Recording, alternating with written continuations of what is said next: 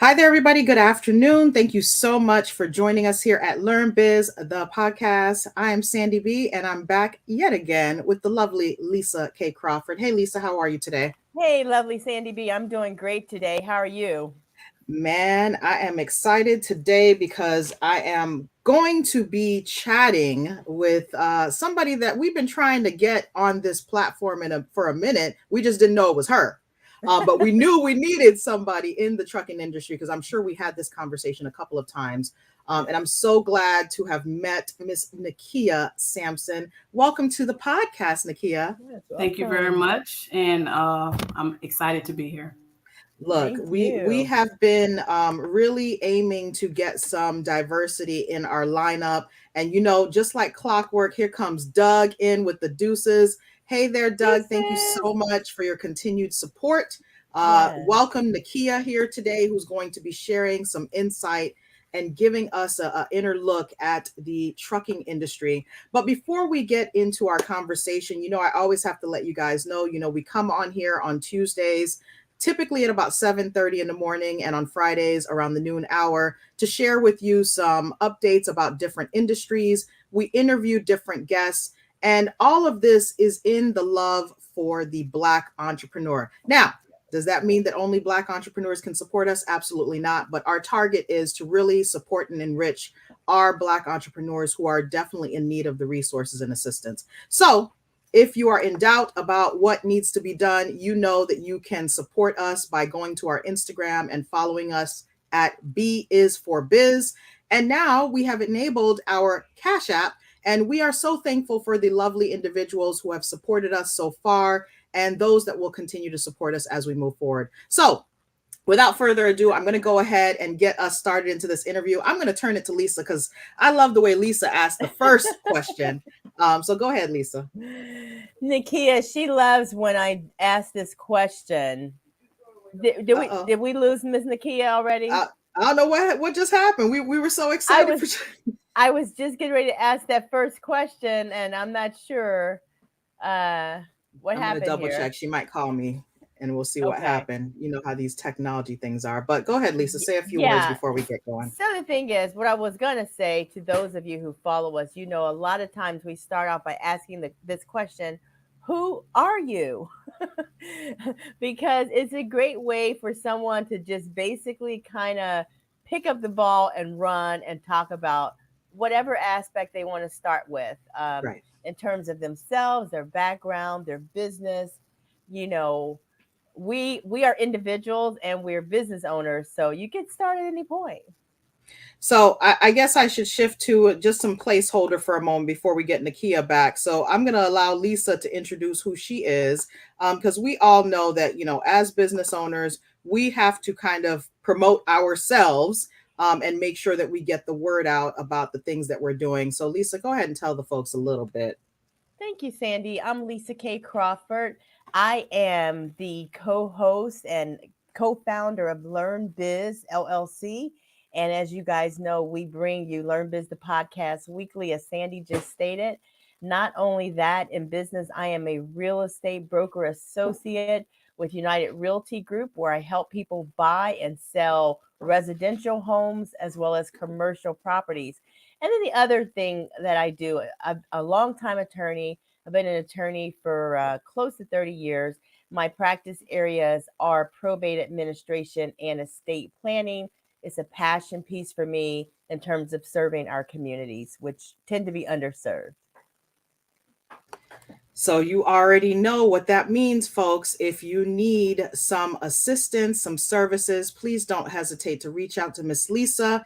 And shout out to Miss Maishan Denise, blessing us with her presence. I have been thoroughly enjoying Maishan's shows in this past few weeks because the foolishness in the world gives us too much content to try to address, these real world issues.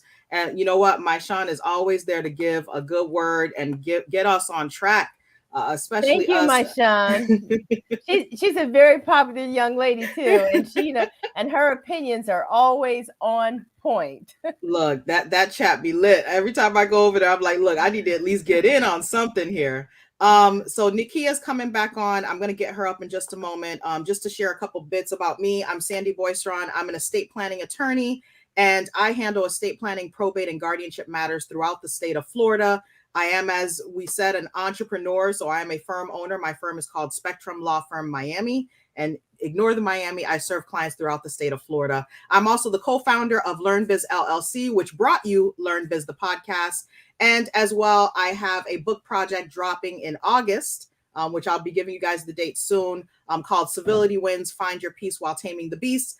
And I'm the co-founder of Civility Wins LLC. And we work on a lot of strategies to help lawyers really keep their mind about them and keep their professionalism in a world that really always wants to drag us in other directions. So I just wanted to make sure that we did a few little plugs for ourselves, because you know how this goes, folks. You won't really know about who we are and what we do without us really bringing you some quality information about that. So without further ado, we're going to bring Miss Nickia back up. I know that StreamYard is just playing with us this morning. I don't know what's going on. I don't know what's going on with StreamYard, but y'all better stop acting up on a Friday. Look, Lisa, they didn't want you to ask who are you. So I'm going to bring on Nickia back to us again. Hey, Nickia. Hi, how you doing? All right, we're back. We're back. You must have sensed something about that first question coming, huh? Maybe, I don't know. We lit up the internet and they kicked me out. Well, you are back, and I'm gonna ask my question. Yes, and ma'am. My initial question to you: who are you? Oh man, we wear many hats as women. So I am Nickia Sampson. I am an entrepreneur and also an educator by day, I guess you can say. I'm a mother of two, and I'm a daughter of the Lord. So with that being said, I put my trust in him. And I believe that everything happens for a reason. How, of course, I met Sandy. That was fun. And then it brought me here. So I'm excited to be here. And thank you so much for being here. And I guess I should, by way of background, what are some of the things that brought you to the profession where you are now? Tell us a little bit about your path. Wow. Okay. So as an entrepreneur, I think we all start somewhere, right? My first time wanting my own business would have to be middle school, selling candy. Like many entrepreneurs probably have that middle school or high school story. I sold candy. And I actually used to have the little boys run for me that liked me. So they were my workers. And the best thing was I didn't really have to pay them, but I would give them candy. So that's how I started. From there, of course, you become an adult. I started a candle business. I used to make candles, soaps, gift baskets.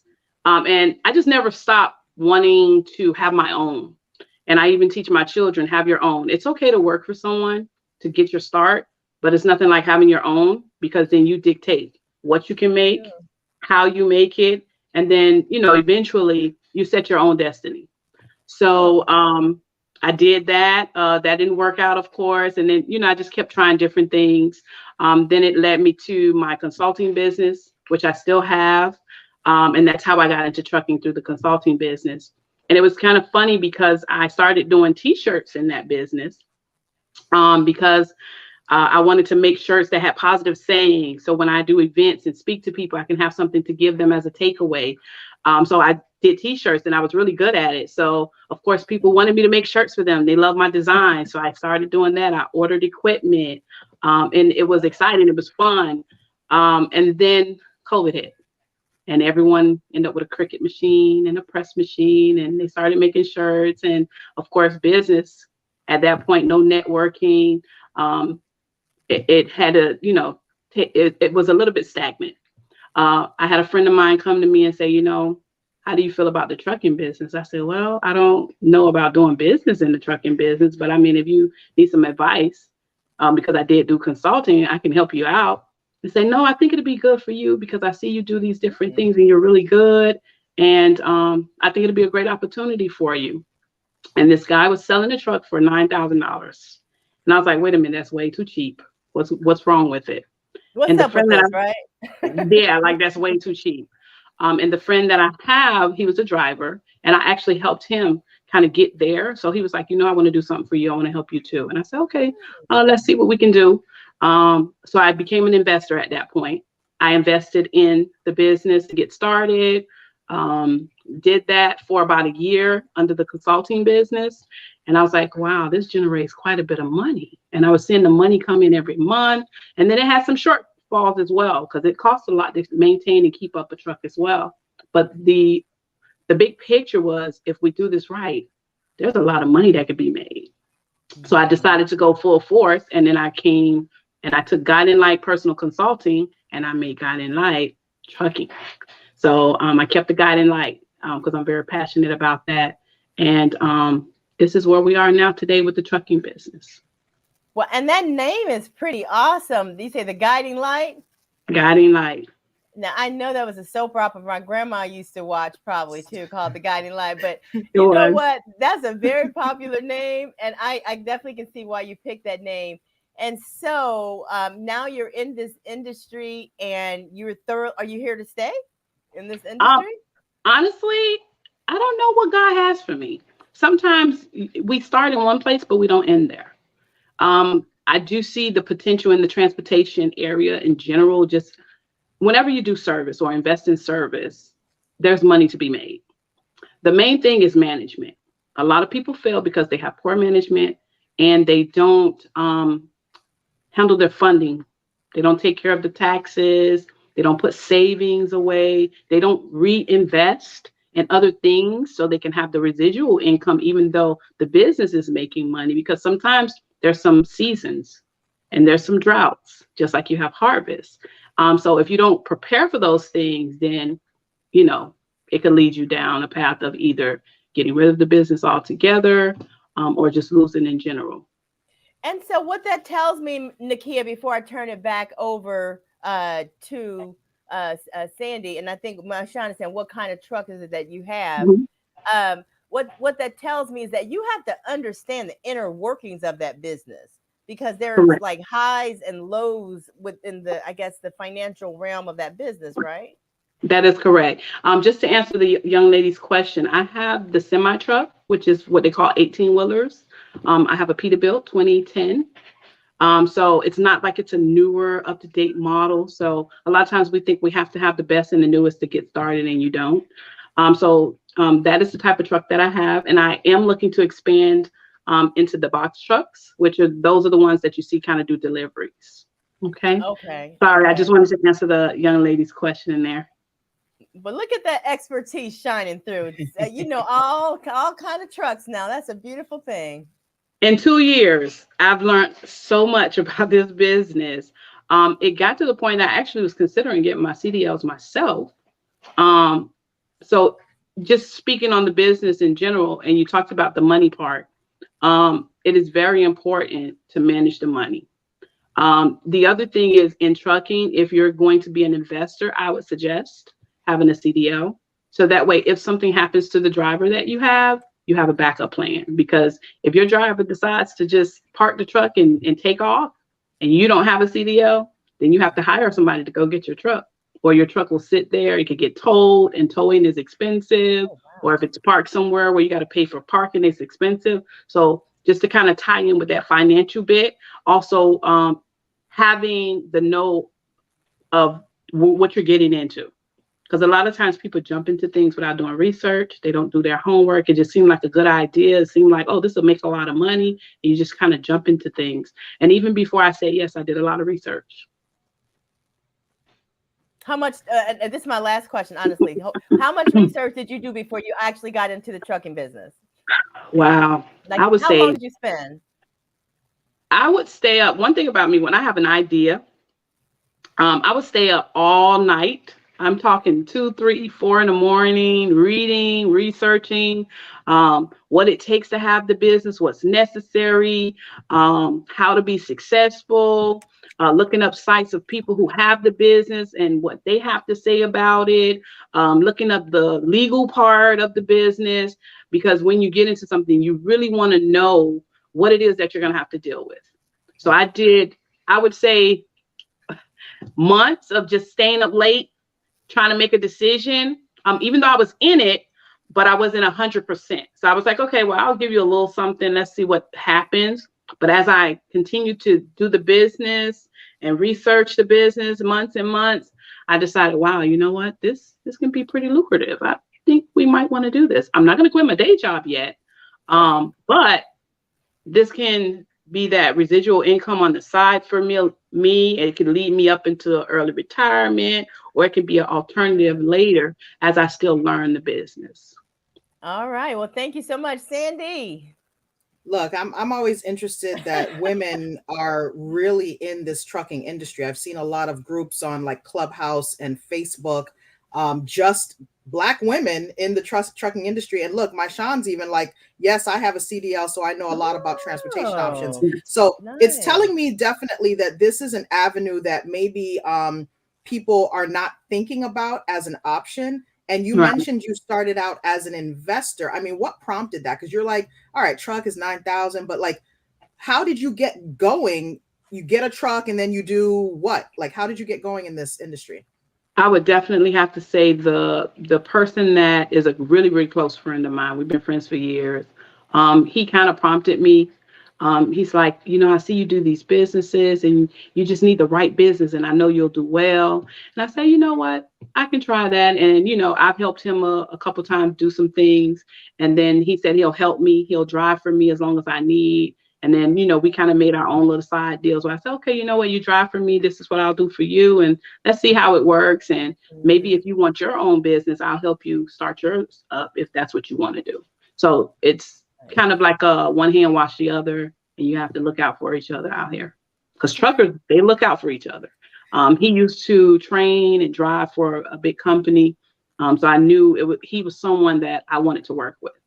We're not partners. I'm an investor. He works for me. I make sure he gets his salary and he gets paid his worth. And we just kind of go from there. So let's talk a little bit about trucking from the big picture, right? Because most of us know trucking to be, you know, obviously there has to be folks who are going to transport certain goods if they work, you know, with Walmart or with Amazon or whatever. And those goods have to get from where they are. They're not always going to be on a plane, right? So how does somebody get started foundationally speaking? You've done your research, you've looked up all the information, you have your CDL. How do you figure out, you know, who you can get business from? In this business, I think there's a lot of word of mouth. And a lot of times that's the best business, word of mouth. If you ever took a business course, they always tell you the best business is word of mouth because it takes one person to tell this person, that person tell two people, those people. And that's better than spending money on advertisements because a lot of times word of mouth just spreads faster. And with truckers, they stop at truck stops and they talk to each other. If they're not happy where they are, they may say, hey, you know, a company that I can switch to, they're paying, oh, they give you these benefits, they do this. So word of mouth was really big. Getting started in this business, I can't really say I have like a recipe for it. I would say God was my recipe because the door just kind of opened for me. Before that, I just prayed for God to show me a direction and a path. Knowing that I had this entrepreneurial spirit and just kind of like direct my path in the right way. And this kind of like dropped on me and then the doors opened. So I would definitely say that was my first resource. Right. Outside of that, having the driver that had the know-how and knew people and was willing to work with me and get me there and kind of connect me with different people and just speaking up and not being shy or afraid. It's okay to ask questions, and people in this business don't mind sharing. So that's one of the good things. And it really is a lot of women now coming into the business as investors first. And then you have quite a bit of drivers as well, but it is definitely a man's thing, you know, so you do have to deal with men.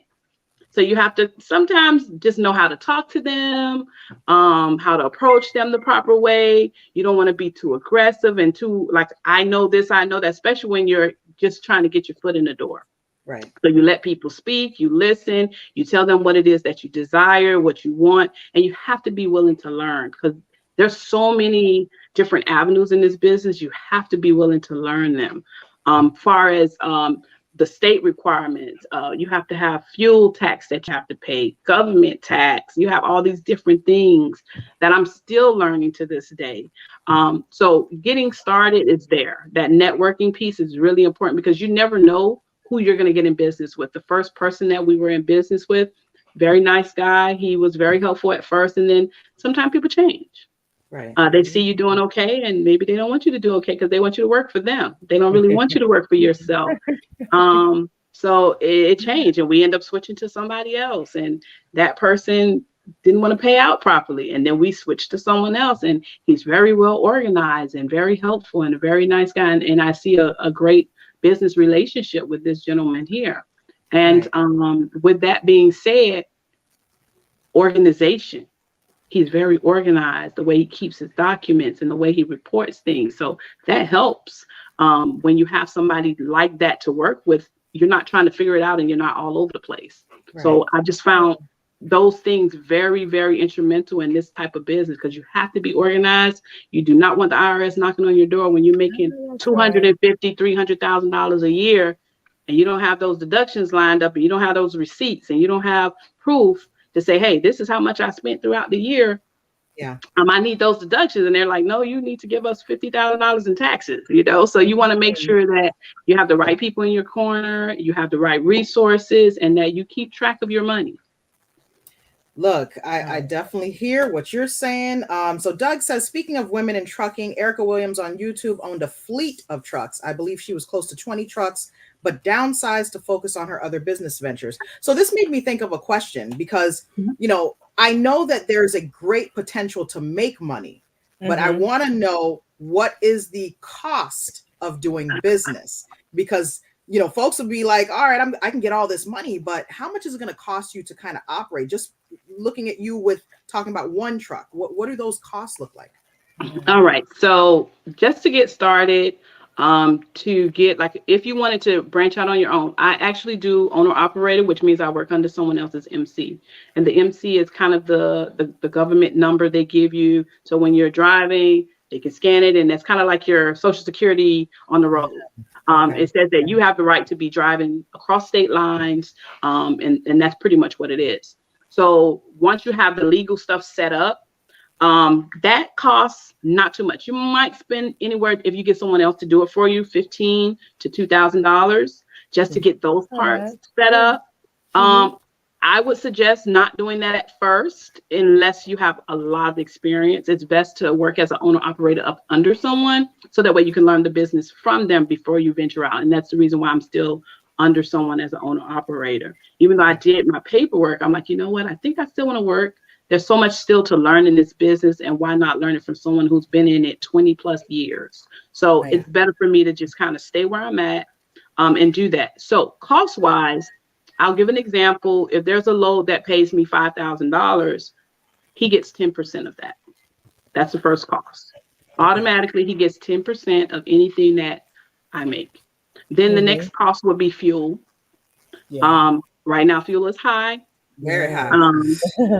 Most recently we did maybe $5,000 for 1 week in fuel. When previous times we would spend anywhere from $2,500, maybe depending on how far it was, $3,000 a week, but never $5,000 a week. No. So that's a big difference, and that is a big cost, especially right now. The other cost would be the truck payment. If you have a truck payment, I'm blessed not to have a truck payment.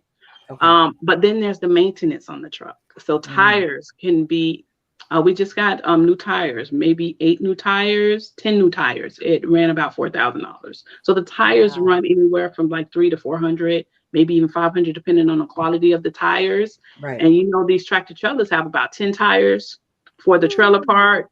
And then of course the trailer truck part, and then the trailer park has its own tires. So you're looking at another about eight tires. So you're looking at that expense because you want your tires to be good on the road. So just know that you have to change those out every couple thousands of miles. Then you have your insurance, which is also a big cost.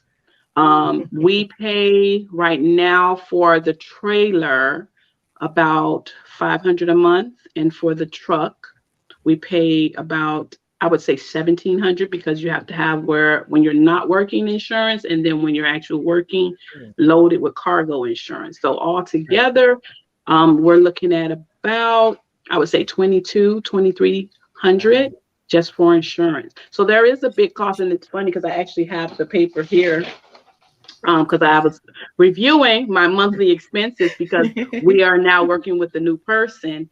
And the truck is about $1,519. The trailer is $253, plus the bobtail, which is $253. So yeah, about $2,100. The trailer that we currently purchase is about $1,300 a month.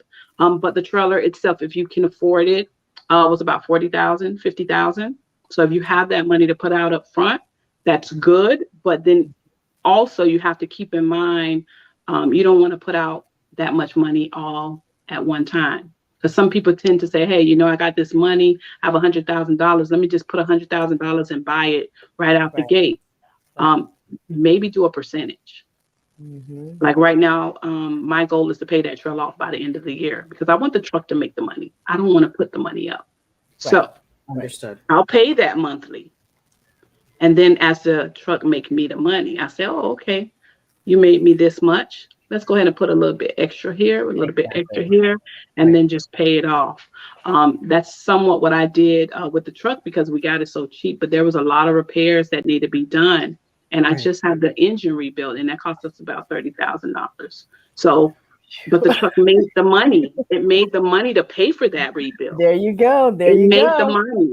So you're just reinvesting in your investment. Exactly. Okay. So a lot of times people look at, oh, it costs so much. But if you're making the money, and you're saving the money, and you're putting the money aside for the business like we're supposed to do, you're not supposed to spend every penny. You pay yourself just like you would pay a job, because I do have a little payroll and I pay myself, but the business has its money as well. And that money is supposed to take care of the business, take care of the truck, take care of the expenses. That's not your money to spend. So, and a lot of times when we do business, we spend everything. Oh, this is all my money. No, that is the business money. Pay yourself. Yes. If the business gets better, pay yourself better. Okay. You can even give yourself some bonuses. And those are pretty much the costs, like up front, truck, trailer insurance, and then of course for licenses and certification. So, and it's not really that much of a cost when you think about the revenue that it generates. It's not that bad at all. It's mainly just make sure you maintain the truck, so that way you don't have problems with the big parts, like and I'm going to start throwing stuff out because I'm learning these things. I've learned these things, your turbo and your transmission and your differential. And of course, the starter and other parts that go under the hood that just keep the truck running healthy and making you money, because that's what you want it to do. So you want to keep the maintenance. And it's better to pay that $500 maintenance or that $1,000 maintenance versus having to pay $10,000 because your truck broke down and they have to tow it. Wow. Yeah. So these are costs that you just have to prepare for and know that it is going to happen sometimes, because this is something that is always moving. It's always moving, and because it's always moving and running, something's going to break down. So you do have to fix it. That's true. That's true. Well, I'm going to shoot it back to Lisa. I've had my questions. I tell you, I'm enjoying this interview so much. Thank you, Guiding Light Trucking. So No problem. One of the questions that I have, COVID showed people a lot about people. And one of the things that a lot of employers learned is that people decided to make switches in their careers. And, in a manner of speaking, you talked about some of that already. Yeah. But employers seem to be having trouble finding people to work.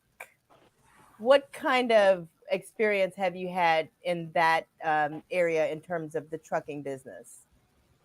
Okay, for me, I probably won't have the same problems that these big companies have, because the person that works for me not only was a close friend and that kind of wanted to break away from the corporate, because sometimes he has his own personal things going on with his family and things like that, where I'm a lot more understanding than a corporate would be.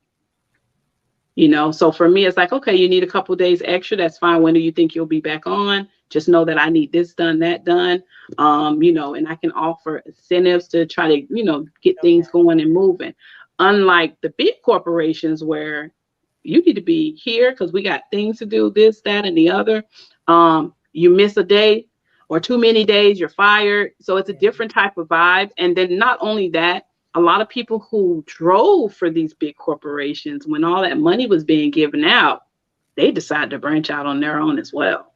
So a lot of people took money, bought their own trucks, started their own businesses, and they did their own thing. The difference for me and them is I'm an investor. So I still have my job as a teacher, and then I'm investing in the truck business.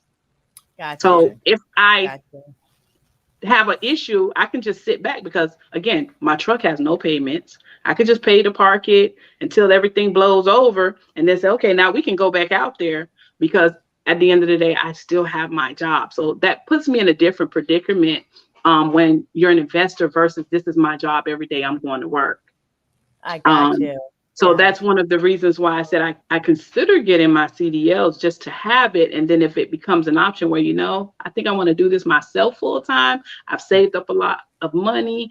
So I don't have to worry about if I have those shortfalls, because there are some seasons where the business is tough. And we do what is called reefer, which is the refrigeration on the trailer part, which is called a van. So the van is refrigerated. So we can run ice cream, meats, fruits, vegetables, flowers. That's year round. But then you also have those seasons where there's snow. There could be a problem when you transport in certain places, roads are cut off, or there's storms or whatever that can slow up business. So you just have to kind of prepare for those things. So that's why I say for me, for employment, not much of a problem because I just have the one truck, and I'm still in an investment position, looking to expand, yes. But the big time companies, it's a little different from them because people are actually left so they can start their own, because they're like, hey, I'm making you all this money. I can make this money for myself. I'm going to go get me a truck. But I would caution people when doing that, only because you have to be prepared. I would suggest having good credit. Not to say you cannot do it if you don't have good credit, because I didn't have it, but just know you're going to pay more because everything I have to do is cash while I'm building credit, right? Yeah. So having good credit helps, because then you don't have to use your cash on hand. Remember, I was talking about that trailer. We can pay on it, and then the truck brings the money in and pay it off. When I started off, I didn't have that luxury. I had to come out the pocket, cash money for everything. So that is one of those things that I would definitely tell people, not to say you can't do it, but just it just makes it easier for you. It makes it better. The transition is better. It gives you a little bit more leeway if you do have good credit and have some money saved, because there was expenses that we did not expect first coming in. And again, I'm blessed because the driver that I have it knows a lot. So it saved me, because I sit there and like, what is this? What is that? What's going on here? When he takes the truck to get repaired for me, I'm right there and I'm asking questions and I'm listening to them talk. I'm not just like, oh yeah, that's their thing. No, this is my business. I need to be in it. Yeah, I want to know. I need to be in it. Yes. I can totally understand that. Is there something called lanes, like owning lanes in the trucking business or something? I've heard of that term. I've never heard of owning lanes. I have no idea what that is. I'm still kind of fresh and new in this business. Okay. But that, I don't know if that's something like maybe the load board. I don't know that term. Sure. Okay, I'm not sure about that, but I just heard someone talk about that who's in the industry, and I don't even understand what aspect they're in. So thank you for explaining exactly where you're in. So if you decided to scale upward and to become a full-fledged trucking company, have you figured that piece out yet? What would that take? You did. I figured you did. I did figure you did. I'm gonna be honest with you. We already said this in the beginning. There's money in service. Okay. Everyone loves service. We get massages, we get our nails done, we get our hair done. We can do these things ourselves. But there's nothing like someone giving you a service and making you feel some kind of way. Trucking is still a service. Okay. It's a commodity that we just cannot live without. Transporting goods from here to there. This is how we get our favorite ice creams. This is how I can get chips from another country when it's shipped on a ship, and then the truck goes pick it up and then transport it here to Florida so I can have it. That's a beautiful thing. So It's a beautiful trucking thing. is a service. Yeah. And with that service, we get the luxuries, we get the nice things, we get those nails and those hair products and all these things. It's not going anywhere. Right. So just being sensible, we like to get into businesses that it's fun and we have fun and it's good. And, you know, it fits my personality. This did not do any of those things.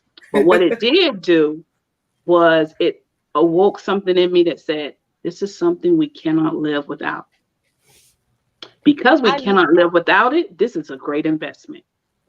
Got And I it. think my last question before I turn it back over to Sandy, because I'm thinking about getting my CDLs too, because I'm one of those serial entrepreneurs. Like, I don't know why I need it, but you just never know. I might need to drive. I'm done with And Lisa right so- now. Nothing wrong with having a backup plan. And so what I was thinking, like, do I get a break after every 2 hours of driving? Would that be the case? Because, I mean, you don't work your people that overwork them, do you? No. Well, the thing is, they have a system in the truck. Usually it's like an EDL or some type of system or tracking log that tracks how many hours that you've driven. And you're not supposed to drive over like 10 hours a day. And then when you have a reset, and the reset is after you've driven so many hours, I believe it's somewhere around 70 to 80 hours, you're supposed to take off for like 30 or so hours. So when you do that reset, then you can drive another 70 to 80 hours, but no more than like 10 hours a day or so, or 12 hours a day. But the breaks is up to you. I tell my driver to make sure he takes breaks because we did have a health issue with him. So I do call and check on him and say, hey, listen, you know, it's been about 2-3 hours. Did you kind of pull over, take a break, stretch? Because at the end of the day, not to sound like I only care about the money, because I do care about the person as well. But if something happens to him while he's on a load, that's going to be a problem for me. Yes, a problem for him, but a problem for me as well. So it's my job as an investor, not just to be interested in when the money comes in, but also to be invested in him as the driver, because he's also a part of my investment. So I do call and I say, listen, make sure you're taking those breaks. You don't want your driver tired on the road. You don't want the driver trying to make the destination at a certain time and breaking the laws and driving past their drive time. No, we're not going to do that. It's fine. Go ahead, pull over, check in with me. Let me know where you are. The driver checks in with me when he picks up a load, when he drops a load, when he's halfway there. We stay in contact so that way I know what's going on. So that way, if he gets stuck somewhere, if I need to make some phone calls to get somebody over to make a repair, he also has this information, but sometimes he might be somewhere where the service is not that great. And he's able to just send me a text or tell me whatever. And we also came up with a new system where I got tablets where we're linked.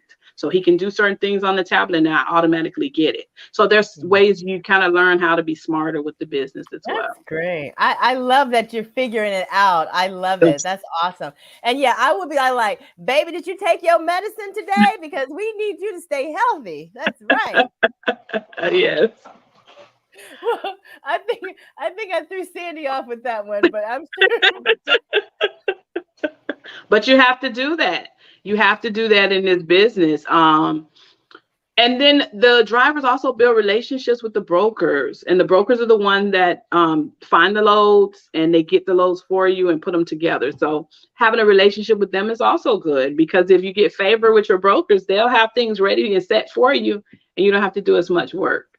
So Now it's all about building those relationships. Let's talk about this piece while we're waiting for Sandy to join us again. You know, there's a lot of folks that need employment. We have a lot of folks, young folks coming of age every year, thousands of, high school graduates. And we know not everybody's going to go to college. Correct. Right? So talk about how lucrative, if at all, of a field this could be for someone just wanting to come from high school into trucking. How well can they do, or what do they need to do? Well, the first things first, I would say to them, you have to be at least, I believe, 21 to drive. So they will have to wait a little bit. Keep your driving record clean. You don't want to have any issues with your driving record because that does affect you. When you're a truck driver, not only do they look at your driving history, they also do drug tests. So you cannot be on any narcotics or other type of drugs illegally, because even when you're driving, they'll pull you all over randomly and do random checks, and they'll give you a drug test. And you don't want to put yourself in jeopardy because, again, there's a lot of money to be made in this business. You don't want to risk it for a quick high or a good time, or, being careless and reckless, drinking and driving. You don't want those type of things on you.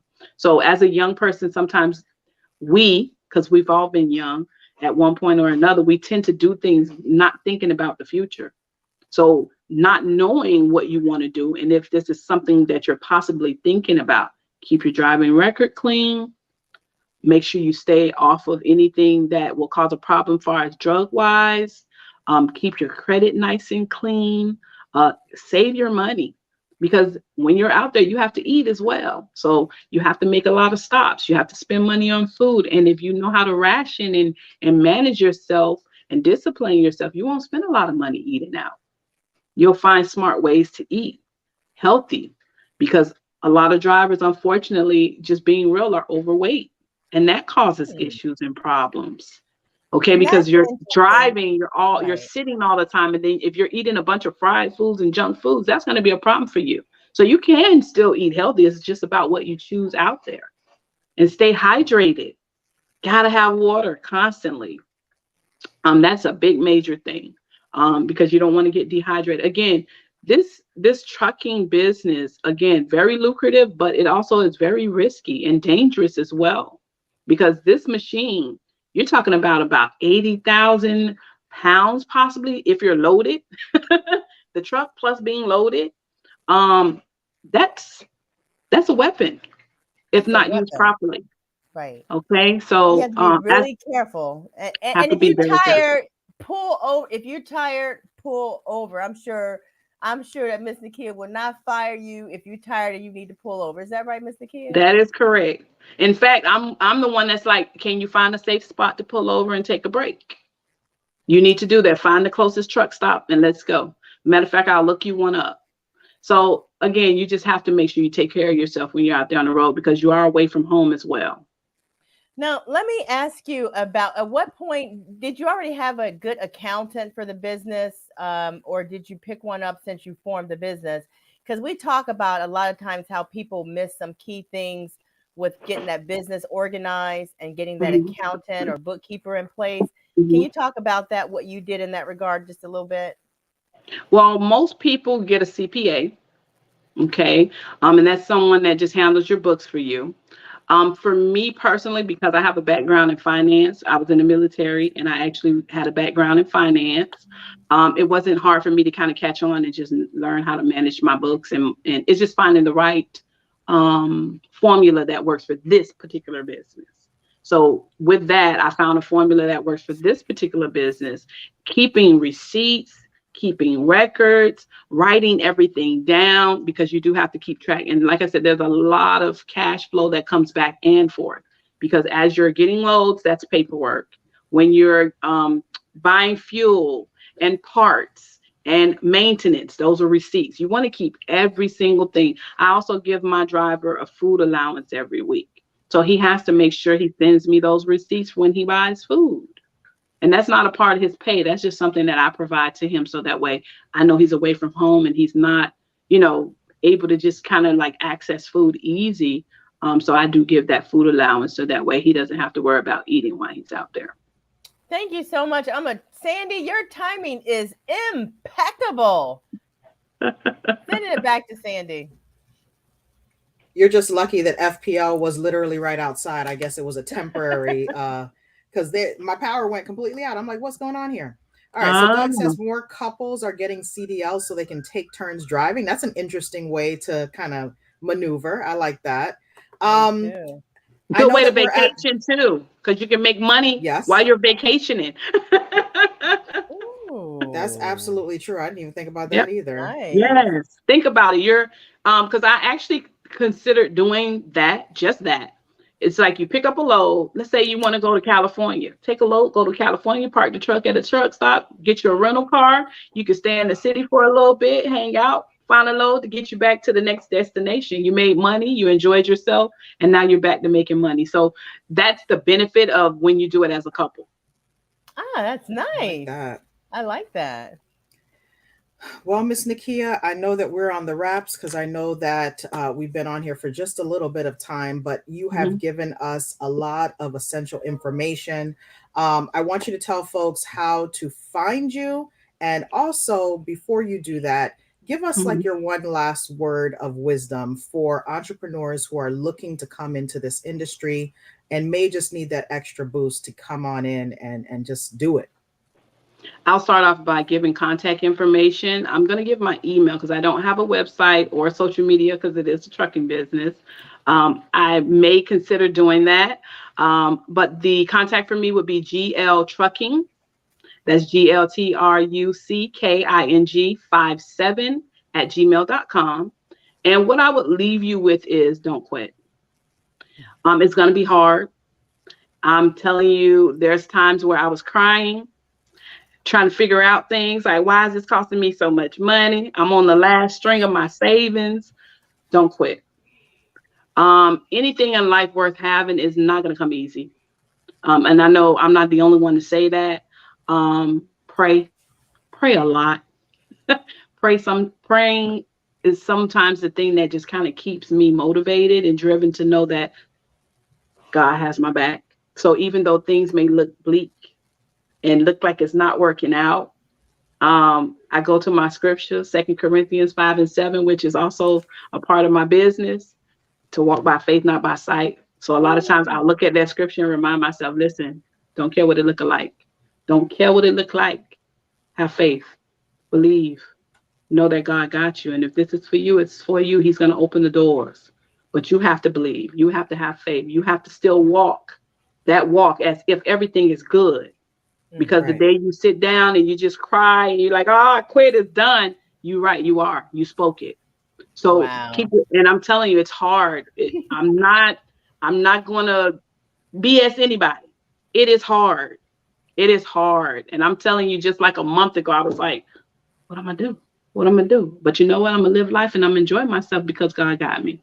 And like I said, doors, they just open. So have faith, believe in God. Don't quit. Stay motivated. Whatever it takes for you to be motivated, do that. If you have to wake up in the morning, watch the sun come up, drink tea. Sometimes I sit by the pool and I just reflect a little bit on how I could do things different. It's okay if you made a mistake. Accept the mistake. Make the adjustments. Right. Make the adjustments. Say, okay, I messed up there. How can I do better here? Okay. Right. And that's what I would suggest. Thank you so much for those great words, Nickia. 1 second. I just throw this one little thing here. Sister Nickia, I just want to tell you one thing. Keep on trucking. Why did I know? Why did I know Lisa was coming? They already copywritten. That's a company. I can't. I just can't. But I definitely will. Thank you so much. Look, as long as Doug says great interview, I'm all golden with that. It doesn't. Thank you, Doug. So, guys, again, we brought you another one. Nickia Sampson with Guiding Light Trucking LLC. If you are interested in the trucking industry, it is an opportunity for you to reach out to her. Her email is on the screen. If you missed this, please catch the replay. There was plenty of information provided during this session that should give you a good foundation to understand what it takes to be in the trucking industry. And I love that we are bringing a Black entrepreneur who is doing everything that they can to really take advantage of these opportunities, because I know that there's a lot of opportunity here in the trucking industry. So thank you so much, Nickia. Guys, another one from LearnBiz, the podcast. We ask you to please continue to support us. We have our Cash App available. If you ever feel so inclined, please don't hesitate to do so. And please understand that we have our merch available. So we have our store set up on myspreadshop.com. So you just have to type in LearnBiz, the podcast, store.myspreadshop.com, and you will see some items that we have. But again, we are very, very thankful for the opportunity to bring you another one. So we look forward to chatting with you again. We usually come on here on Tuesdays at 7:30 in the morning and on Friday around the noon hour. But just check our channel to see when the next episodes are dropping. And thank you again for your support. This was a great one. Thank you, Nickia. Thank you, Thank Nickia. you. Thank you for having me. I look forward to seeing you all again. Absolutely. Have a great one. Bye. Bye-bye.